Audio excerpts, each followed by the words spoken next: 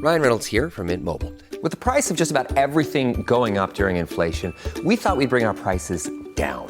So to help us, we brought in a reverse auctioneer, which is apparently a thing. Mint Mobile Unlimited Premium Wireless. How to get 30, 30, bit to get 30, bit to get 20, 20, 20, bit to get 20, 20, bit to get 15, 15, 15, 15, just $15 a month? Sold! Give it a try at mintmobile.com/switch. $45 up front for 3 months plus taxes and fees. Promo rate for new customers for limited time. Unlimited more than 40 gigabytes per month. Slows full terms at mintmobile.com. Today on CityCast DC, President Biden dropped out of the election on Sunday, and sure, that was big news. But also on Sunday, DC held its annual restaurant awards, the Rammies, and in times of uncertainty, we like to focus on food. So I'm here with producer Julia Karen to debrief that. We're also talking about new flights at DCA and an earth-shattering new report about escalator etiquette.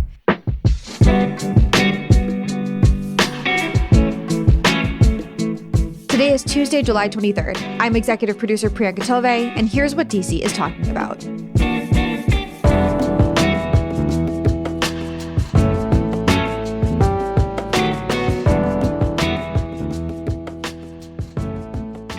Hey, Julia. Hey, Priyanka. This weekend, not much happened, right? Pretty chill, pretty low key. Nothing big, just National Ice Cream Day. That's the big event that happened this weekend. I'm sure there's nothing huge that was like a problem for the rest of the world, Yeah, well, we started the weekend with the global outage on Friday. So if we're talking about problems for the rest of the world, listen, goodness gracious. Look, I feel like we get that this weekend was like a big news weekend, like trademarked big news weekend. RIP every single journalist who had to work on Sunday. Wolf Blitzer straight up was at El Presidente having a wolf spritzer. And so an hour funny. later, he's on CNN talking about Biden dropping out. And by the way, there were signs, and Jess Sidman had this on Twitter.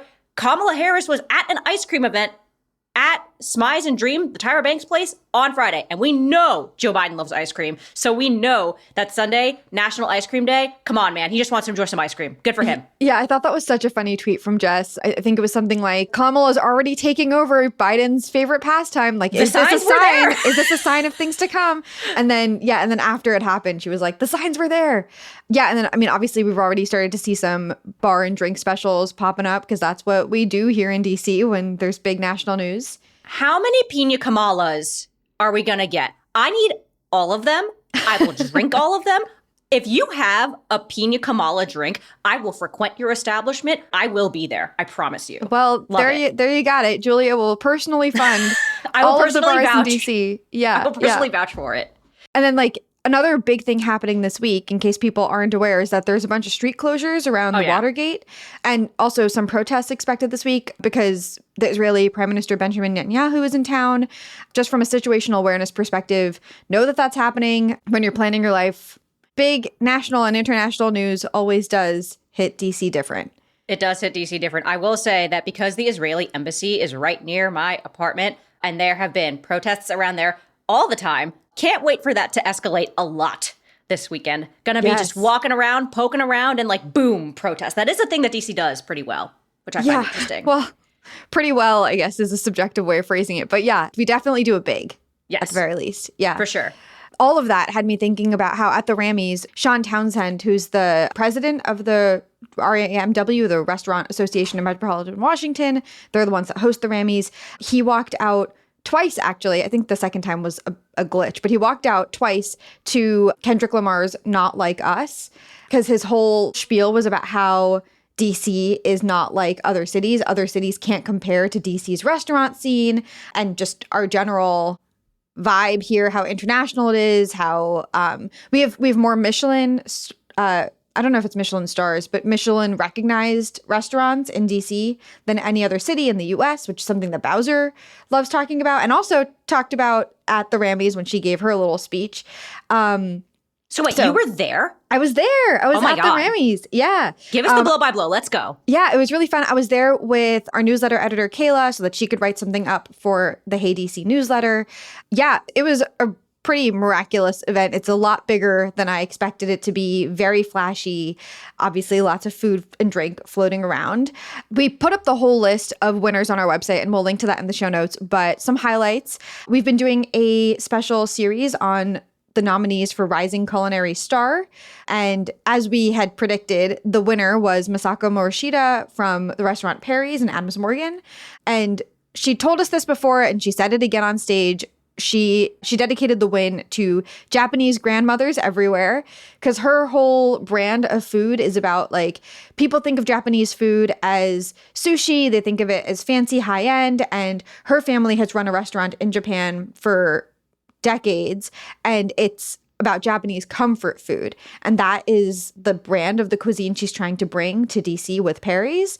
So she talked about that a lot in her speech, and it was really sweet. Also, it was her mom's birthday, so she also dedicated the award to her mom. Hell yeah. Yeah, she was like, this is a lovely birthday present for my mom, for me to get this recognition, for Japanese comfort food to get this recognition. So that was pretty sweet. The woman who won Best Pastry Chef, Rochelle Cooper from The Duck and the Peach, she dedicated her whole speech to the value of parental leave. She talked about how she'd had a kid 2 years ago, and she'd been really nervous about how that was going to affect her working life. And like, she was really grateful for her team providing her with the opportunities and flexibility to be able to be a mom and be able to be there for her kid when she needed to, be able to call in sick when she needed to take care of her kid, and recognize that that was a point of privilege. And so she dedicated her speech to celebrating that and imploring other employers to be thoughtful about that as well, like across the industry, but also across the city and country. It is wild that, like, devoting time of your speech to being like, yes, I got the actual opportunity to be a parent to my kid, is like a conversation that we're still having. It still feels, and especially in the restaurant industry, where like the hours are nuts. Like, those hours are not forgiving if you're a normal person to start, but especially if you're a parent. So, I mean, kudos to her for shouting it out. Yeah. I thought I think that was the only speech of the night, if I remember right, where it was slightly political in a way. And I thought that was a really sweet one to be present at the Rammys. The winners of the Formal Fine Dining Restaurant of the Year award were Causa and Amazonia in Blagden Alley. They also were at the top of Washingtonian's 100 Best list earlier this year. So lots of recognition for Causa and Amazonia over the past year. They gave their full speech in Spanish, no translation. And I loved that. I thought that was Good really for them. great. Yeah. Don't apologize for it. Just go for it. Yeah. And they dedicated the award to Latinos everywhere, is what they said. So I thought that was really cool. One of the really, really fun highlights of the Rammys was the People's Choice Awards. Okay. So NBC4 is a partner of the Rammys. So they conducted this vote that people could send in who they wanted to win 5 different awards. It was favorite gathering place, best brunch, best bar, favorite fast bites, and hottest sandwich spot. Okay. And the way that they announced these is with a little video where one of the NBC reporters had gone to each of these spots and like hidden a Rammy award, like a physical award, in an apron or in a box or something, and handed it to the owner, like, oh, like here, like, take this apron. And then the owner would be like, oh, there's something in here. And then they'd unwrap it and they'd be like, what? We won a thing. What? Like, a lot of them were like, I don't, like, fully confused. Just like, what do you hold? What is this? And then the NBC reporter had to be like, you won the People's Choice Award. And then there was lots of shock and screaming. And the cutest one was the person who won favorite fast bites. It went to Fava Pot, which is like a little fast casual spot in Falls Church and Never DuPont been. Circle. It's pretty good. I do like it. It's really good. And they, like, the owner, she screamed. She was just like, no. To be fair, I probably would too. I feel like the screaming, I know in this list among the winners, Best Brunch went to Duke's Counter, which is in Woodley Park, and I go there not infrequently because it's within, walking distance. It's like maybe a half mile away. I feel like a good place to scream is Duke's Counter. Lots of TVs, a lot of pub fare, like, hell yeah. I see that. The Duke's Counter owner was very cool and collected about it. Very British about it. Yeah, exactly. Not actually a big deal. No. Yeah. Well, I mean, like, they seemed very pleased, obviously, but like they were low-key. They were like, wow, thank you. But yeah, the Fava Pot one, she could not get over it. And it was an adorable video. I love that. I mean, like, honestly, good for her. I will say, so like, obviously there's like this voting formula that NBC4 has. How do like normal Rammy winners get chosen? Because I imagine Yeah. there's like a committee in a room and they like taste test every little thing and they're like, no, this sauce was not like viscous enough or something weird. I don't know. Yeah, so there's an anonymous committee that is independent of the Restaurant Association of Metropolitan Washington. They are anonymous to them as well. And they monitor kind of all of the categories and all of the restaurants across the city for months. And so they'll like have various meeting sessions over the course of a year to kind of decide where they're at with what restaurants they think should be under consideration. Then they'll finally decide on the finalists. Then they'll go out and eat a bunch more before determining the winners. The one thing that has to be noted is that in order to be up for consideration at all, you have to pay in to the Restaurant Association of Metropolitan Washington's like membership or whatever. Okay. Like you have to be part of the organization to be considered. But then the people actually making the decision are independent of the organization. So there is like at least like some line in the sand of like, we actually like, regardless of what RAM-W thinks, we actually think that these are the best. Period. Exactly. Okay. Exactly. Yeah. Yeah. So, yeah, I mean, I'd love to hear what listeners think as well about who won this year. I felt like the awards were pretty uncontroversial, agreed with most of the picks. There were some places that I haven't had a chance to try.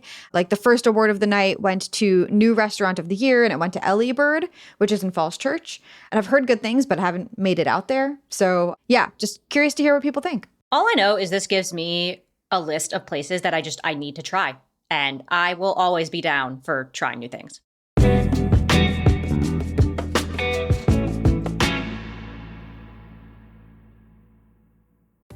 Hi, I'm David Plotz, the CEO of CityCast.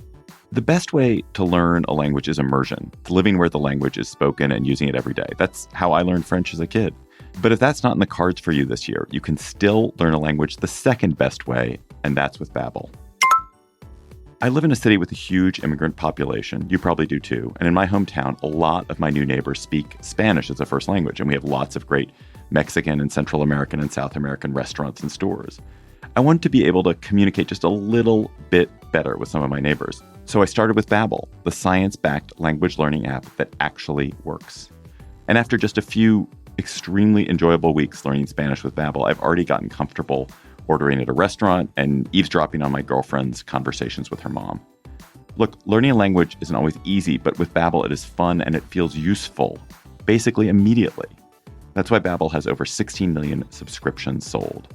Plus, all of Babbel's 14 award-winning language courses are backed by their 20-day money-back guarantee. Here's a special limited-time deal for CityCast listeners. Right now, get up to 60% off your Babbel subscription, but only for our listeners at babbel.com/citycast. Get up to 60% off at babbel.com/citycast. Spelled BABBEL.com/citycast. Rules and restrictions may apply.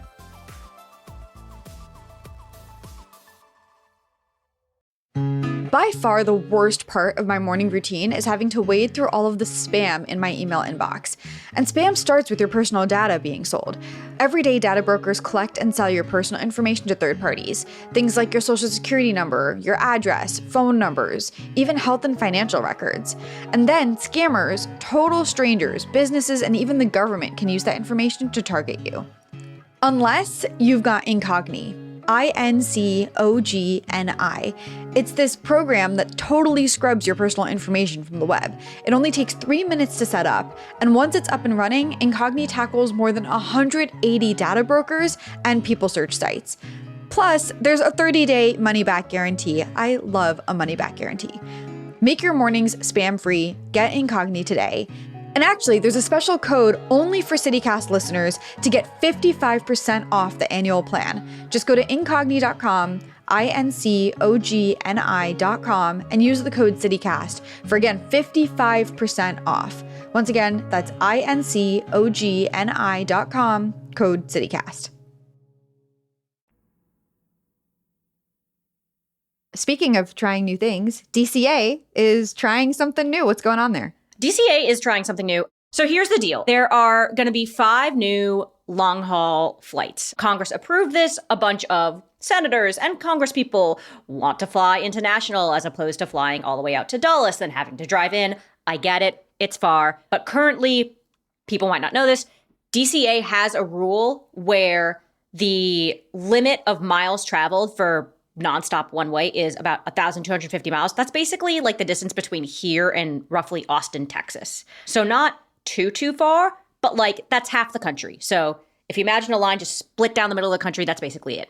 There was a public comment period to figure out, like, one, do people even like this? And also, like, where do you want flights to go to? As in, like, they're trying to figure out more exceptions to that rule, right? Yes. Okay. So because they're adding 5 flights, they want to make sure that people actually are going to use these flights. Because as we know, DCA is already pretty crowded and has had a couple of near misses, and there have been delays and such. So the current carriers and routes are up for consideration. There's an American Airlines route to San Antonio, a United Airlines route to San Francisco, a Delta flight to Seattle, Southwest to Vegas, Alaska Airlines to San Diego, JetBlue and Frontier both want to go to San Juan, and then Spirit wants to go to San Jose. Of those choices, do you like any of those? Do you want any of those?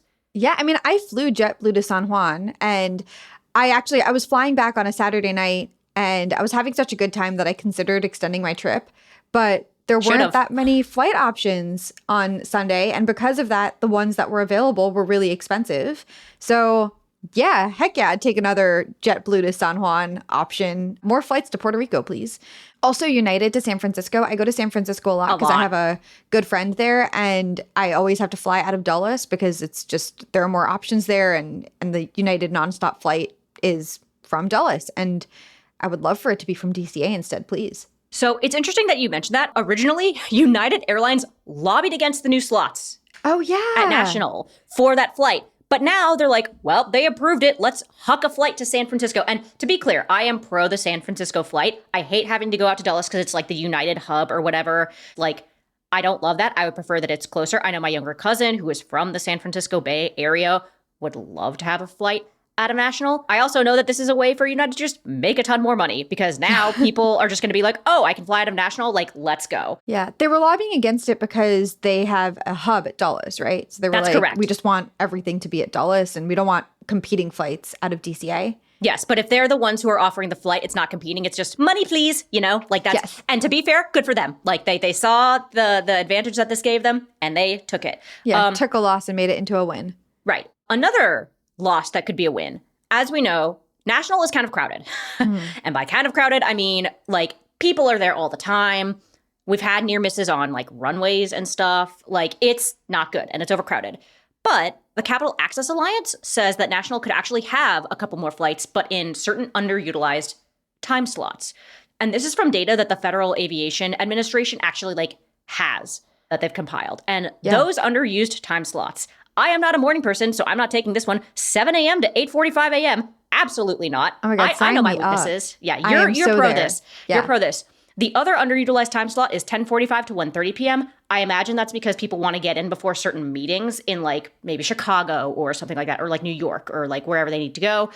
This is makes after sense. that. But if you're just traveling like me for fun and you can go whenever, yes. The one that I would be utilizing the most, and you're going to hate this one, 8:45 p.m. to 10 p.m. Primo flight time. Primo flight time into Oof, that's basically a red eye. Because we're talking about long flights here. Mm-hmm. Oof. Yeah.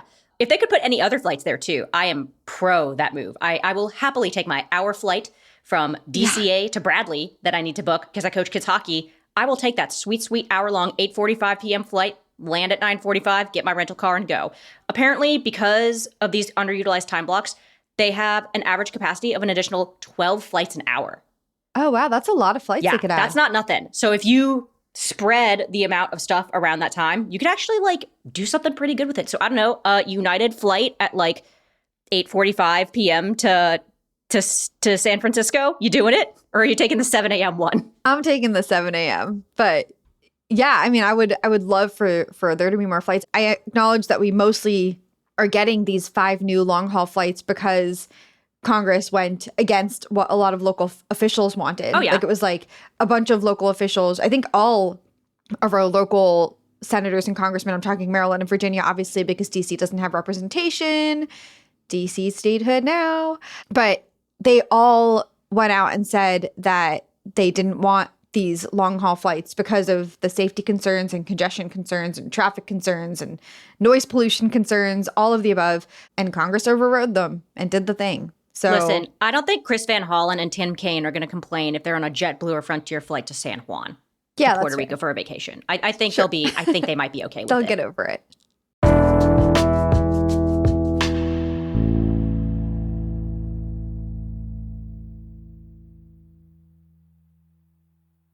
So something that I'm not getting over is this weird and wild report from University of Maryland Business School. Priyanka, have you seen this about like escalator usage where it's like, this is like a central tenet of DC is you stand right and walk left on the escalator. But apparently It's like, yeah, that's like the joke at the center of half of the memes during tourist season. it's true. Apparently, when there is high volume, when you get off the subway or train, basically the escalators get this bottleneck congestion. There's like rubbernecking. And basically that's a primary source of delaying. So standing right and walking left is actually slowing us down? Maybe, possibly? Yeah, I mean, I'm still kind of skeptical. So basically this professor, his name is Michael Fu. He's a researcher at UMD, and he put out this whole report about how there are more standers than walkers. And so you end up with a long line of people trying to leave the metro during peak times who are all waiting to get onto the escalator so they can stand there. And you have fewer people, much fewer people actually walking up the left side of the escalator. So he said that this creates the bottleneck congestion and that it would be a lot faster for everyone if everyone just stood and we walked like not single file, but in two lines up the escalator. So like everyone's standing potentially next to strangers, but like in two lines on each escalator, just load them up and get out of the metro. I am very skeptical that this would be effective in practice, which he actually did acknowledge. He said, like, such a policy has been notoriously difficult to implement for numerous reasons, including challenges in behavioral modification. You don't say. Yeah. And the belief among walkers that they have the right to walk. First of all, as a walker, notoriously so amongst my friend group, I walk everywhere, like very far lengths. And I do like walking up the escalator. So that would make me feel kind of claustrophobic, I think, like being forced to be penned in by everyone else. But I also think from like a safety perspective, people have bags. Sometimes people have suitcases. Standing like next to someone on the escalator, it's kind of close quarters when you factor in all of those, like all that additional baggage. Yeah, for sure. One thought I have about this is if people really want to walk, what you could do is instead of having like a huge like 2-lane space for the escalators, you narrow it to one. And that way people who like want to go up and stand can stand. And the people who are really like, I'm just going to truck it, just go up and down like a wider staircase. I feel like that solves the issue at hand, which is people want to get where they're going. I get it. It's DC. You got things to do, people to see. I feel like stairs is the way to go. Although I understand why people walk on the escalators. It is faster because like moving you up. As someone who recently hurt her ankle and can't walk as much on escalators up or down, it is wildly infuriating that I have to stand there and wait. I wish I could be walking more, but alas, that's where I'm at. So yeah, I get it. Yeah. He also in his report talks about why he's just got a vendetta against us walkers, I think. Okay. He was talking about how the walk left and stand right model is bad from a safety perspective for a few different reasons. One of them being that it can contribute to an imbalance of weight and usage on the escalator itself that can cause that actually makes sense. Okay. Yeah, like that can cause it to break down more often, apparently. And then also, kind of rightly so, he talks about how walking on an escalator is ultimately a low-key dangerous thing to do because they are moving and sometimes they're moving fast. And I do feel nervous walking down an escalator. Like I get kind of vertigo-ish, especially when I'm at one of the really long ones, like the one in Wheaton, which is the longest escalator in the Western Hemisphere. So yeah, those are other points that he raised in support of his stand in two lines theory. Here's the thing. I know the escalators typically at metro stops, like there's a whole like map of like metro escalator outages. If this stops them, from having these outages so people can actually use them and there aren't delays and all the escalators are open. Like, listen, I know you want to get from point A to point B and walk everywhere, but at the same time, it is so annoying to have one of the escalators be firmly under construction. Then you're down to one escalator, and sometimes there's no stairs, so people are jammed in anyways, walking up the left and standing on the right. It's a nightmare. If this solves that, I am pro that for sure. Yeah, I mean, I guess the question is like, is that actually the cause of most escalator outages? I don't know. You're skeptical. You're influenced by big walking. Yeah, Big walking has exactly. paid you to be anti this study, Priyanka. Big walking's got me. They've got you in a chokehold. Speaking of having people in a chokehold, if you really love us, you should be a member. If you like these conversations about things like DC etiquette, standing right, walking left, drink specials named after Kamala Harris and Joe Biden, anything like that, please be a member. We would appreciate it. What do we get if we're a member, Priyanka? Yeah, it's only $8 a month. It gets you ad-free listening. It gets you first dibs to live events. We have members-only content that we put out once in a while. Like we put out an episode actually last Thursday that only the members got. So, you know, if you want that, you got to sign up. Literally 20 minutes of free content for your earballs. You should do it. Yeah. I promise we won't put you in a chokehold. No. This is just if we already have you in a metaphorical one. So please sign up. It's membership.citycast.fm. $8 a month. We would love the support and it helps us keep going. Yeah. Do it. Do it. Do it. Julia, this was fun. This was our first two-person roundup ever, and I really enjoyed it with you. Yeah, I'm a big fan. Let's keep doing them. Yeah, for sure.